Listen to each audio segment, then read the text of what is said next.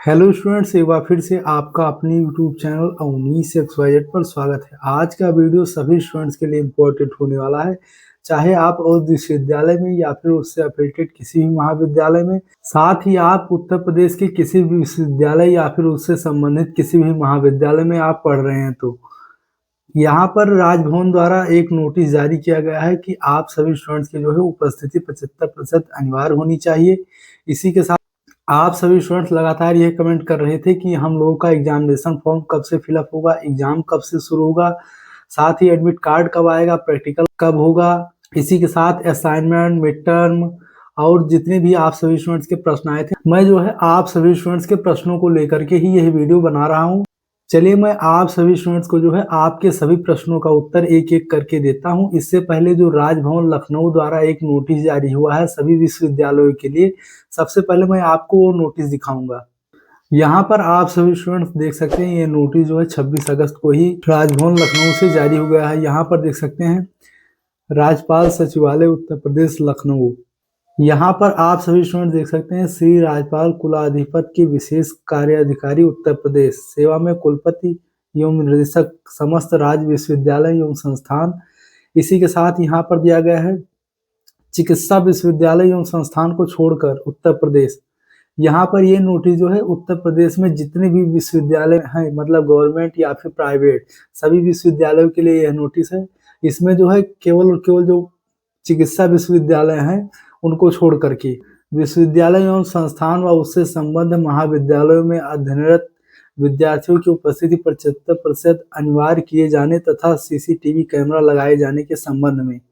यहाँ पर देख सकते हैं, महोदय कृपया उपरोक्त विषय का संदर्भ ग्रहण करने का कष्ट करें। माननीय कुलाधिपति महोदया द्वारा विश्वविद्यालयों एवं संस्थानों तथा उनसे संबद्ध महाविद्यालयों में अध्ययनरत छात्रों की उपस्थिति नियमानुसार 75% अनिवार्य किए जाने तथा उनमें CCTV कैमरा लगाए जाने के निर्देश प्रदान किए गए हैं। विश्वविद्यालय के नियमानुसार किसी भी छात्र की कक्षा में 75% उपस्थिति अनिवार्य होती है। अक्सर यह पाया जाता है कि छात्रों की कक्षा में उपस्थिति 75% से कम रहती है।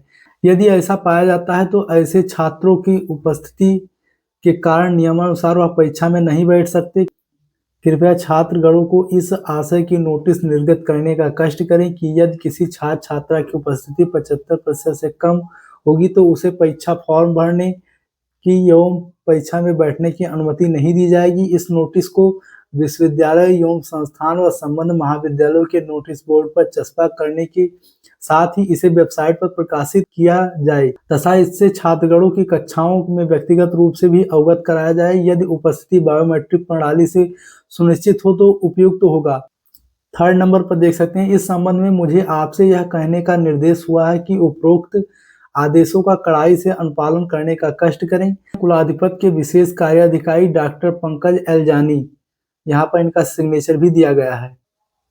यहाँ पर इस नोटिस का मतलब यह है कि राजभवन लखनऊ द्वारा यह नोटिस जारी कर दिया गया है सभी विश्वविद्यालयों एवं उससे संबंधित समस्त संस्थानों मतलब महाविद्यालयों के लिए, यदि किसी विश्वविद्यालय या फिर उससे एफिलिएटेड किसी भी महाविद्यालय में किसी छात्र की उपस्थिति 75% से कम होगी तो उसे जो है एग्जामिनेशन फॉर्म फिलअप करने और एग्जाम देने से यहाँ पर रोक दिया जाएगा। इसी के साथ यहाँ पर इस नोटिस में यह भी मेंशन किया गया है कि यदि आपके महाविद्यालय में और विश्वविद्यालय में बायोमेट्रिक प्रणाली का अटेंडेंस मतलब बायोमेट्रिक अटेंडेंस उपलब्ध हो तो उसके द्वारा आपका अटेंडेंस कराया जाए। यहाँ पर कुछ स्टूडेंट्स कह रहे थे कि यहाँ पर स्नातक और परास्नातक छात्रों के लिए क्या 75% अटेंडेंस अनिवार्य है, तो यहाँ पर जो मैंने आप सभी लोगों को पहले ही नोटिस दिखाया है कि राजभवन लखनऊ द्वारा सभी विश्वविद्यालयों एवं उससे संबंधित समस्त महाविद्यालयों के लिए नोटिस जारी हो गया। इस सत्र से 75% अटेंडेंस अनिवार्य कर दिया गया है। यदि आप सभी स्टूडेंट्स के कॉलेज में और यूनिवर्सिटी में 75% अटेंडेंस नहीं होगा तो आप सभी स्टूडेंट जो है एग्जामिनेशन फॉर्म नहीं फिलअप कर पाएंगे, आप एग्जाम भी नहीं दे पाएंगे। यहाँ पर बात कर लेते हैं क्या बायोमेट्रिक अटेंडेंस होगा, तो यहाँ पर जिन कॉलेज में बायोमेट्रिक अटेंडेंस पहले लागू था उन कॉलेज में बायोमेट्रिक अटेंडेंस अभी भी होगा। जिन कॉलेज में बायोमेट्रिक अटेंडेंस अभी नहीं लागू था उन कॉलेज में जो है विश्वविद्यालय द्वारा जल्द ही बायोमेट्रिक अटेंडेंस कराने की सुविधा उपलब्ध कराई जाएगी। अब BA BSc BCom first semester, third semester, fifth semester, साथ ही MA MSc MCom first and third semester का एग्जामिनेशन फॉर्म कब से भरा जाएगा। यहाँ पर मैं बात कर लेता हूँ डॉक्टर राम मनोहर लोहिया विश्वविद्यालय अयोध्या का जो एग्जामिनेशन फॉर्म है लास्ट अक्टूबर या फिर नवंबर के फर्स्ट वीक में आप सभी स्टूडेंट्स का जो है एग्जामिनेशन फॉर्म फिलअप होना शुरू हो जाएगा। इसी के साथ यहाँ पर बात करें BA BSc BCom first third fifth semester, MA MSc MCom first third semester का एग्जाम कब से शुरू होगा, तो आप सभी स्टूडेंट्स का एग्जामिनेशन फॉर्म जब फिलअप होना शुरू हो जाएगा उसके 15 दिन बाद जो है आप सभी स्टूडेंट्स का एग्जाम भी शुरू हो जाएगा। इस बार जो है आपके विश्वविद्यालय द्वारा नवंबर के सेकेंड वीक या फिर थर्ड वीक में आप सभी स्टूडेंट्स का जो है एग्जाम भी शुरू हो जाएगा। आपका एग्जाम जो है इस बार 15 दिन के अंदर अंदर ही कंप्लीट करा लिया जाएगा।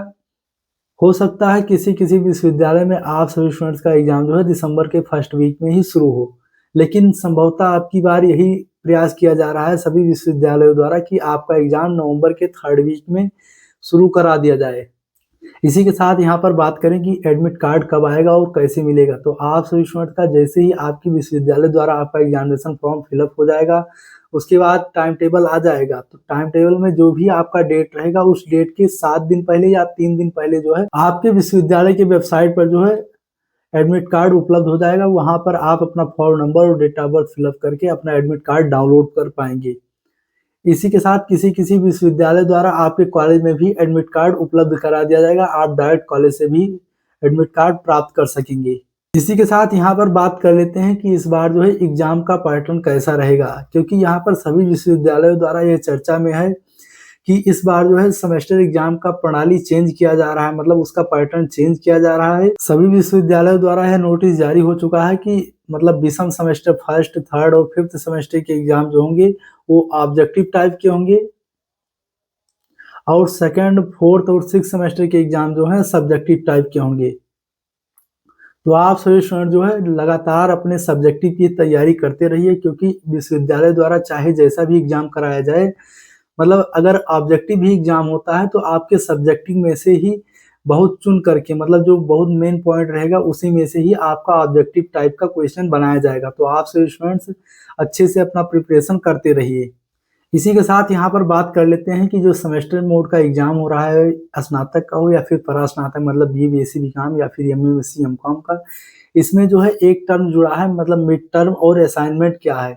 तो मिड टर्म जो होता है आपके मेन, मतलब आपका जो थ्योरी सब्जेक्ट होगा उसमें जो है 25 नंबर का आपका सेशनल एग्जाम होता है, उसी को मिड टर्म या फिर असाइनमेंट एग्जाम कहते हैं। और 75 नंबर का जो है आपका लिखित, मतलब ऑब्जेक्टिव या फिर सब्जेक्टिव टाइप का एग्जाम होगा। और ये जो होगा 25 नंबर का जो असाइनमेंट होगा, इसमें जो है आप सभी स्टूडेंट्स को जो है 20 से 25 पेज की एक फाइल बनानी रहती है, उसको जो है अपने महाविद्यालय में जमा करना होता है। साथ ही असाइनमेंट का एग्जाम आपका इंटरनली ही हो जाता है। इसी के साथ यहाँ पर बात कर लेते हैं रिसर्च प्रोजेक्ट क्या है। यहाँ पर स्नातक स्तर मतलब BA BSc BCom fifth semester वाले स्टूडेंट्स परेशान है कि हम लोगों में एक नया मतलब पेपर ऐड हुआ है रिसर्च प्रोजेक्ट, तो ये क्या है और कैसे बनेगा। तो रिसर्च प्रोजेक्ट जो रहेगा आपका, जैसे आप लास्ट ईयर में जैसे जूलॉजी या केमिस्ट्री लेंगे या फिर जूलॉजी या बॉटनी, तो आपके जूलॉजी या बॉटनी या फिर जूलॉजी या केमिस्ट्री दोनों में से किसी एक सब्जेक्ट में आपको एक रिसर्च प्रोजेक्ट लेना होगा।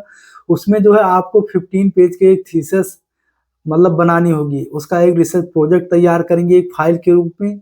उसमें जो है आप सभी स्टूडेंट्स अपने कॉलेज के एक टीचर का सहयोग ले सकते हैं। इसी के साथ चलिए मैं आप सभी स्टूडेंट्स को जो है एक रिसर्च प्रोजेक्ट का प्रीव्यू भी दिखा दे रहा हूँ किस प्रकार से रिसर्च प्रोजेक्ट बनेगा। यहाँ पर आप सभी स्टूडेंट देख सकते हैं कुछ इस प्रकार से आपका प्रोफाइल रहेगा। यहाँ पर मैं के S Saket PG college Ayodhya का एक प्रोफाइल दिखा रहा हूँ। इसमें आप सभी स्टूडेंट देख सकते हैं यहाँ पर आपका नाम, रोल नंबर, उसके बाद यहाँ पर आपके कॉलेज का लोगो रहेगा, यहाँ पर कॉलेज का नाम लिख लेंगे। इसी के साथ यहाँ पर एक्नॉलेजमेंट रहेगा। नीचे स्क्रॉल करके आएंगे तो इसमें एक सर्टिफिकेट दिया रहेगा। उसके बाद यहाँ पर आपके इंटरनल एग्जामिनर का सिग्नेचर और फिर एक्सटर्नल एग्जामिनर का सिग्नेचर। उसके बाद यहाँ पर आप टेबल ऑफ कंटेंट बनाएंगे। उसके बाद यहाँ पर कुछ इस प्रकार से आप सभी स्टूडेंट जो है एक रिसर्च प्रोजेक्ट तैयार करेंगे। इसको जो है आप सभी स्टूडेंट्स प्रिंट करा करके अपने महाविद्यालय में जमा करेंगे। चलिए अब यहाँ पर बात कर लेते हैं कि आप सभी स्टूडेंट्स का प्रैक्टिकल एग्जाम कब होगा। तो यहाँ पर किसी किसी विश्वविद्यालय द्वारा आपके प्रैक्टिकल एग्जाम मतलब मेन एग्जाम से पहले करा लिए जाते हैं, कुछ विश्वविद्यालय द्वारा आपके प्रैक्टिकल एग्जाम आपके एग्जाम के बाद ही कराए जाते हैं। इसी के साथ यहाँ पर बात करें कि एग्जाम छूट जाने पर क्या करें। यदि आप सभी स्टूडेंट मतलब BA BSc BCom first semester third semester fifth semester का एग्जाम छोड़ देते हैं, तो आप मतलब एक सेमेस्टर के बाद अगले विषम सेमेस्टर में अपना एग्जामिनेशन फॉर्म फिलअप करके एग्जाम दे सकते हैं। लेकिन जो स्टूडेंट्स मतलब फर्स्ट सेमेस्टर में ही एग्जामिनेशन फॉर्म नहीं फिलअप करेंगी, वह सभी स्टूडेंट जो है ना सेकंड सेमेस्टर का एग्जामिनेशन फॉर्म फिलअप कर पाएंगे, उनको जो है अगले साल से नया एडमिशन ही लेना होगा। तो आप सभी स्टूडेंट मतलब बीए, बीएससी, बीकॉम और MA, MSc, MCom first semester वाले स्टूडेंट्स खास करके ध्यान रखिएगा, जैसे ही विश्वविद्यालय द्वारा आपका एग्जामिनेशन फॉर्म आएगा, आप एग्जामिनेशन फॉर्म फिलअप करके अपने महाविद्यालय में जमा कर देंगे। उसके बाद यदि आपका एग्जाम छूट जाता है तो आप विषम सेमेस्टर में मतलब जैसे विषम सेमेस्टर का एग्जाम जो रहेगा वो विषम सेमेस्टर में आप एग्जाम दे पाएंगे, और सम सेमेस्टर का एग्जाम रहेगा उस सम सेमेस्टर में दे पाएंगे। अब प्रैक्टिकल एग्जाम अगर आपका छूटता है तो आप अपने कॉलेज में कांटेक्ट करेंगे 2-3 दिन के अंदर, जैसे आपका एग्जाम आज था तो नहीं जा पाए तो 2-3 दिन के अंदर आप महाविद्यालय में जाकर के अपना प्रैक्टिकल एग्जाम दे सकते हैं। इसी के साथ यहाँ पर अब फाइनल बात कर लेते हैं कि आप सभी स्टूडेंट्स का जो है जब एग्जामिनेशन फॉर्म फिलअप होगा, एडमिट कार्ड आएगा, एग्जाम होगा, उसके बाद रिजल्ट आएगा। रिजल्ट आने के बाद किसी स्टूडेंट्स का यदि यहाँ पर बैक लग जाता है या फिर बैकलॉग लिखा रहता है तो क्या बैक पेपर वो सभी स्टूडेंट फिलअप कर पाएंगे, और यदि फिलअप कर पाएंगे तो बैक पेपर कब होगा। तो यहाँ पर मैंने आपको पहले ही बताया है, यदि आप सभी स्टूडेंट्स का फर्स्ट, थर्ड या फिर फिफ्थ में यदि बैक लगता है तो आप अगले मतलब सेकेंड सेमेस्टर के बाद अगले थर्ड सेमेस्टर और फिफ्थ सेमेस्टर में अपना बैक पेपर का फॉर्म फिलअप कर पाएंगे। इसी के साथ कोई स्टूडेंट्स यदि फेल होता है तो फेल वालों के लिए एक नोटिस है, चलिए मैं आप सभी स्टूडेंट्स को दिखा दे रहा हूँ। जब तक आपका फर्स्ट ईयर क्लियर नहीं हो जाएगा तब तक आप सभी स्टूडेंट्स का जो है थर्ड ईयर में एडमिशन नहीं हो पाएगा। यदि किसी स्टूडेंट्स का फर्स्ट ईयर में बैक लगा हुआ है तो उसका जो है एडमिशन सेकेंड ईयर में हो जाएगा।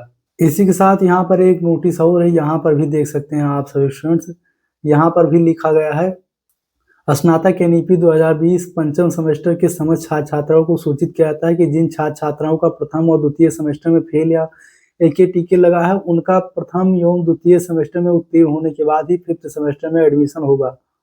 इसी के साथ कुछ स्टूडेंट्स लगातार यही कमेंट कर रहे थे कि हम लोगों का मतलब BA, BSc, BCom, MA, MSc, MCom second semester, fourth semester का रिजल्ट आ गया है, तो हम लोगों का जो है सेकेंड ईयर थर्ड सेमेस्टर और थर्ड ईयर फिफ्थ सेमेस्टर में एडमिशन कब से शुरू होगा। तो यहाँ पर कुछ महाविद्यालयों द्वारा आपके एडमिशन शुरू कर दिए गए हैं, कुछ महाविद्यालयों द्वारा अभी एडमिशन नहीं शुरू किए गए हैं। उन महाविद्यालयों में जल्द ही नोटिस जारी होगा कि आप सभी स्टूडेंट्स का एडमिशन इसी 20 सितंबर से या फिर उसके बाद से शुरू हो जाएगा। यदि आप सभी स्टूडेंट्स का अभी कोई भी प्रश्न है तो आप कमेंट करके पूछें, मैं आपके कमेंट का उत्तर देने का प्रयास करूंगा। वीडियो में लास्ट तक बने रहने के लिए धन्यवाद।